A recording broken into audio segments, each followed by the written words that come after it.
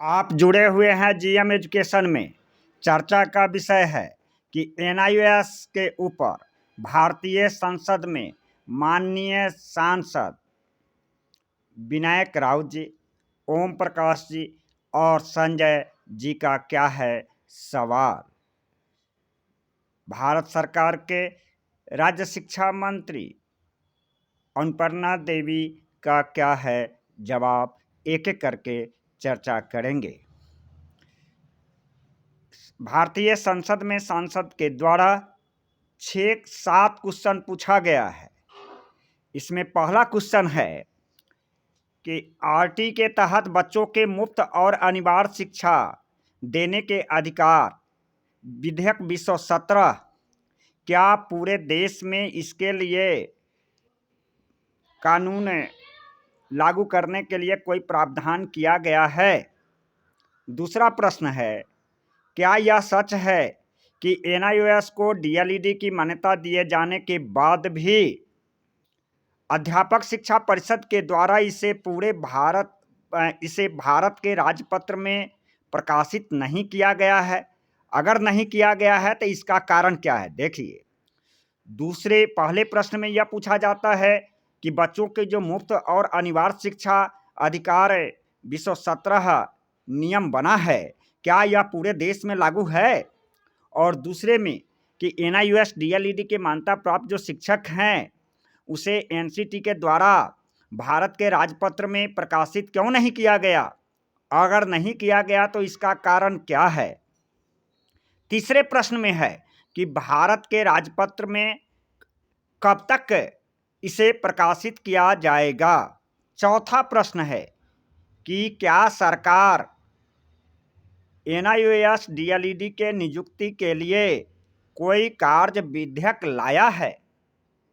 पहला, क्या यह पूरे देश में लागू है? दूसरा, कि क्या यह राजपत्र में पारित किया गया है? अगर नहीं किया गया है तो इसे कब लागू किया जाएगा?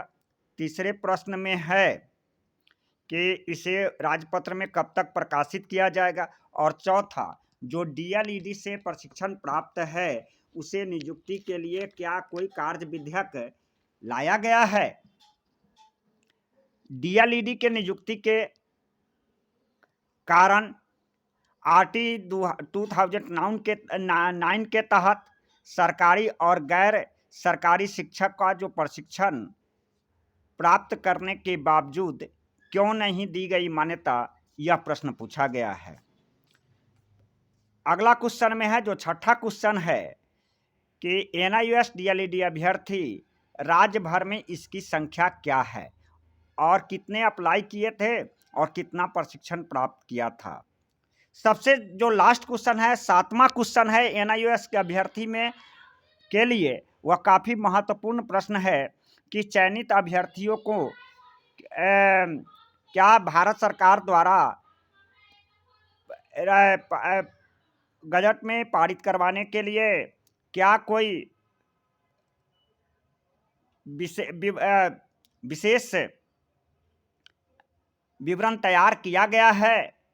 शिक्षा मंत्रालय के द्वारा जो राज्य मंत्री अन्नपूर्णा देवी का क्या जवाब है भारतीय संसद में एनआईओएस अभ्यर्थी के लिए जो भारतीय सांसद के द्वारा प्रश्न पूछा गया है?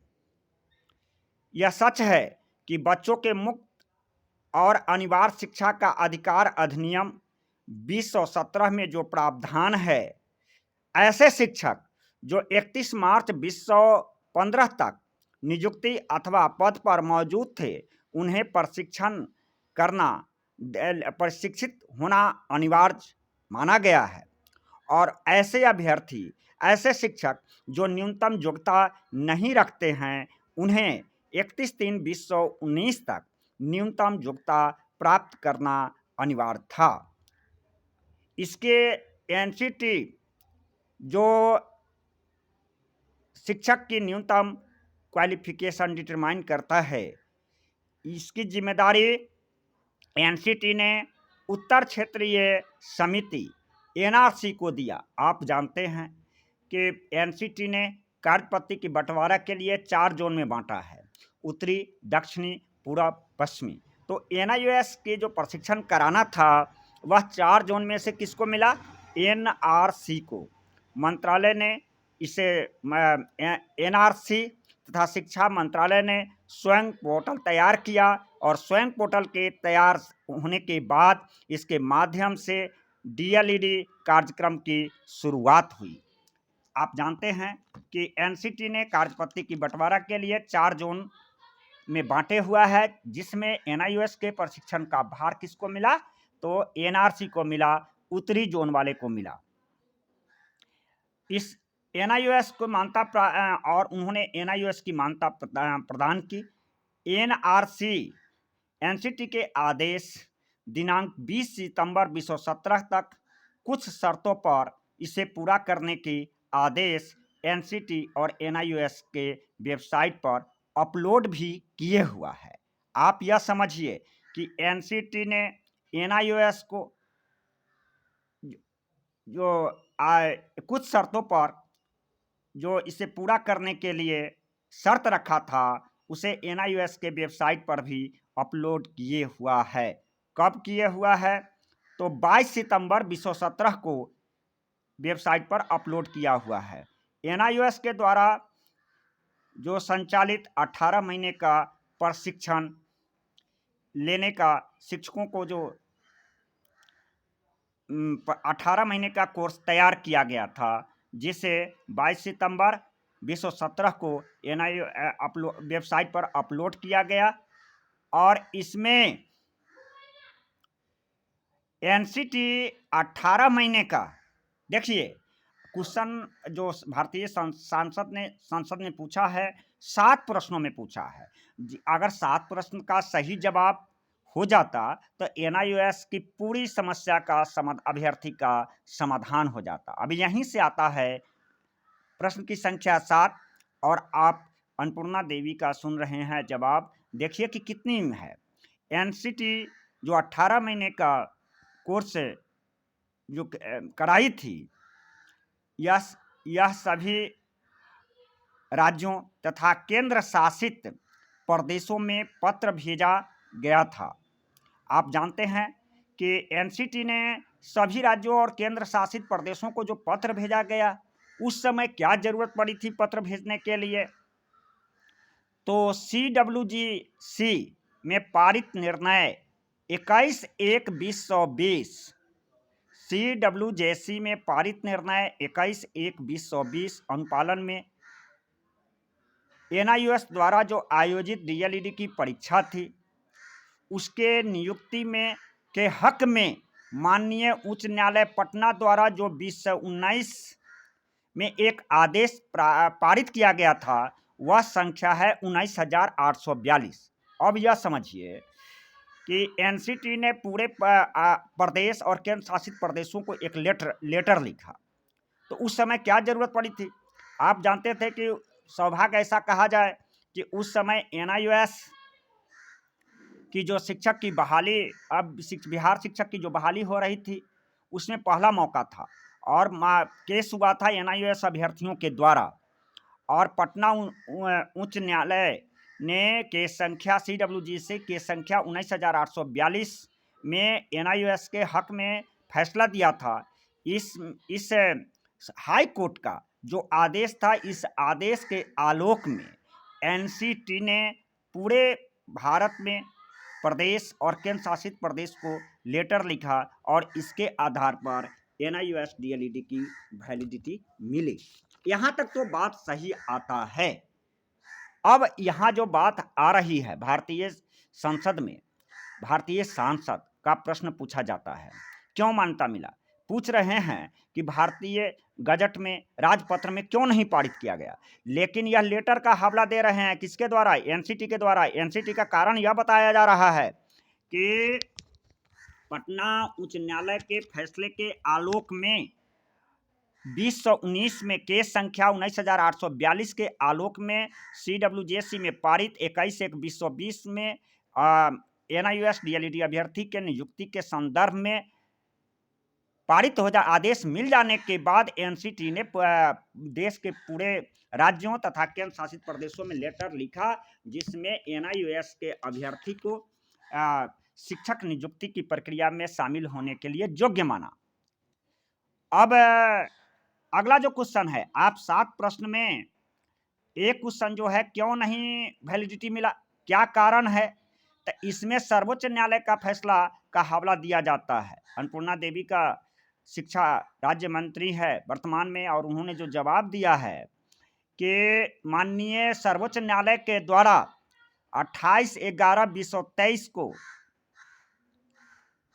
एक एसएलपी संख्या 23,583-84 में एक जवाब आया है, जिसमें शिक्षक बनने की योग्यता 2 वर्षीय डीएलईडी कोर्स को योग्य माना गया है। यही अभिशाप है एनआईओएस अभ्यर्थी के लिए। और इसमें क्वेश्चन का जो 7वां क्वेश्चन था, भारतीय सांसद के द्वारा पूछ रहा है सवाल भारतीय संसद से, दे रहे हैं जवाब भारत की शिक्षा राज्य मंत्री अन्नपूर्णा देवी। क्या एनआईओएस अभ्यर्थी को, डीएलईडी के योग्य अभ्यर्थी को भारत की सरकार कोई कार्रवाई, नई विधेयक पारित करने जा रही है? और इसका जवाब आता है केवल संक्षिप्त कि सुप्रीम कोर्ट के फैसले का हवाला दिया जाता है कि 28/11/2023 को माननीय सर्वोच्च न्यायालय का एसएलपी संख्या 23,583-84 में आदेश पारित का हवाला दिया जाता है, और यह कहा जाता है कि केवल 2 वर्षीय डीएलईडी कोर्स है, इसको वैलिडिटी दिया जाता है। जबकि संख्या के बारे में भी छठा क्वेश्चन था, एफ क्वेश्चन था कि संख्या क्या है, जरा सा संख्या की भी बात कर लें। आप जानते हैं कि बिहार एनआईओएस के डीएलईडी अभ्यर्थी के रूप में सबसे अग्रगण्य संख्या निभाया है, 2,61,558 था, और पास करने वाले की संख्या 2,51,706 है। जबकि उत्तर प्रदेश में 1,54,082 है, और पास करने वाले की संख्या 1,86,544 है। अब चर्चा आपने देखा, जुड़े हुए हैं जीएम एजुकेशन में, आपने देखा कि भारतीय सांसद के द्वारा क्या पूछा गया, एनआईओएस अभ्यर्थी के बारे में सवाल था, और भारत सरकार के माननीय शिक्षा मंत्री का क्या जवाब है। अब इस पर क्या विकल्प होगा? आप यह जान रहे हैं कि कारण यही बताया जा रहा है कि एनआईओएस के अभ्यर्थी को इसलिए मान्यता नहीं मिल रही है क्योंकि सुप्रीम कोर्ट का जो फैसला आया था 28/11/2023 को, वह 2022 की जो एसएलपी एक संख्या है 23,583-84, उसके आलोक में यह फैसला आया हुआ है कि शिक्षक नियुक्ति में केवल 2 वर्षीय डीएलईडी कोर्स ही मान्य है, मीन्स की 18 वर्ष वाला मान्य नहीं है। इतना कह कर के भारतीय संसद में भारतीय शिक्षा राज्य मंत्री, भारतीय सांसद की साथ ही एनआईओएस अभ्यर्थी की आवाज़ को बंद करना चाहते हैं। इसके लिए क्या है विकल्प, इस पर चर्चा करेंगे। चूँकि एनसीटी के भूल के कारण, कमी के कारण एनआईओएस के अभ्यर्थी शिक्षक नहीं बन पा रहे हैं, इसलिए एनसीटी को ही पार्टी बनाना पड़ेगा। सर्वोच्च न्यायालय का मामला है, इसलिए राज्य सरकार, हाई कोर्ट का अलग अलग प्रदेशों में हाथ बंद है, सुप्रीम कोर्ट में लड़ाई लड़नी होगी। और पूरे प्रदेश में 2800 प्रदेश में एनआईओएस के अभ्यर्थी को जागरूक होना पड़ेगा, विकल्प के रूप में तैयार करना होगा। मीडिया है, माध्यम है, सरकारें हैं, भारत सरकार है, इस पर अपना दबाव बनाना पड़ेगा, और सुप्रीम कोर्ट से एनसीटी को पार्टी बनाते हुए जीत हासिल करनी पड़ेगी। तभी मिलेगा एनआईओएस अभ्यर्थी को नियुक्ति प्रक्रिया में शामिल होने का मौका। बने रहिए जीएम एजुकेशन में।